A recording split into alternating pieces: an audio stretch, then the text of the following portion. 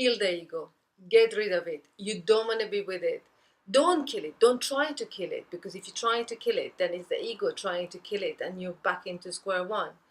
The ego is the enemy. You want to live a life without it. But you have to develop an ego in the first place. To get rid of it, it gets all so complicated.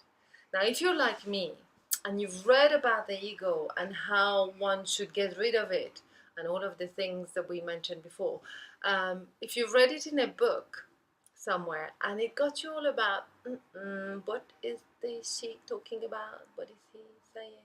Really? I get it, but I don't get it. And anyway, if you ever have been in that place, welcome to the club. I have, in the last few years, God knows how many years now, have had different understanding of it, all of which I think have pointed me to an understanding today that I have made peace with. I wrote a blog years ago about what the ego is, and I saw it as a set of beliefs. A set of beliefs that can create negative beliefs that can create difficulty within oneself. I still am in agreement with myself, which is quite good. But I would like to expand on it.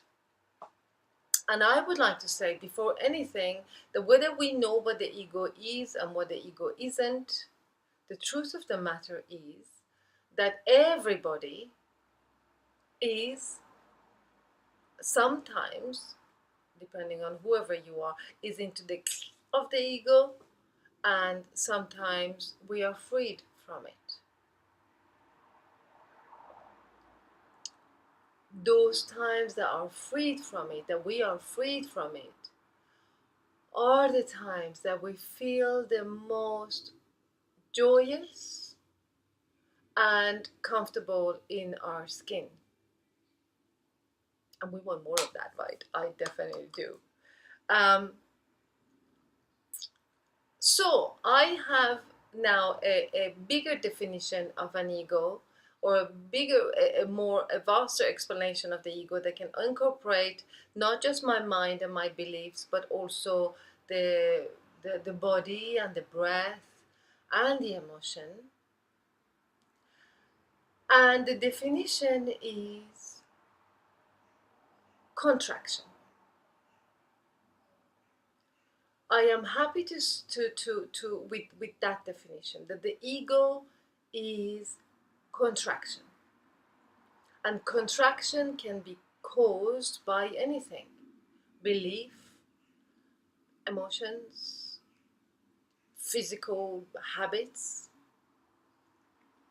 And I fall into that many times. But when I see the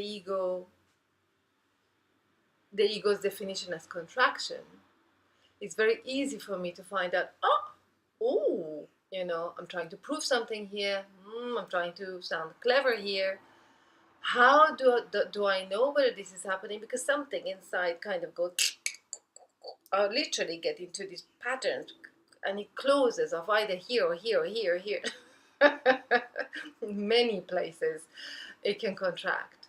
And the joy, the instant joy that I feel the moment I identify a specific contraction as I'm making the video, for example, the instant joy, the instant release, the instant sense of power within my own breath, within my own skin, it's so wonderful that I invite you all to explore.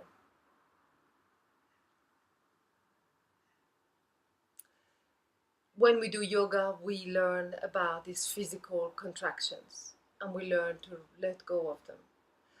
Through self-inquiry, we learn to find out what kind of thoughts and mentality cause it.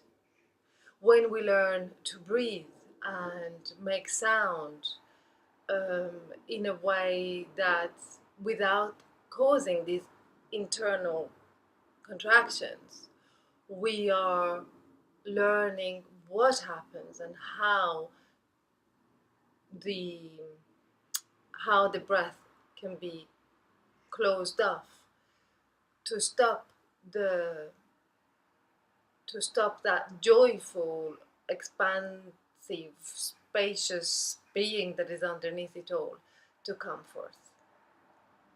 So what am I really saying in this video? I'm saying two things. I'm saying this is my definition of the ego, and which is contraction.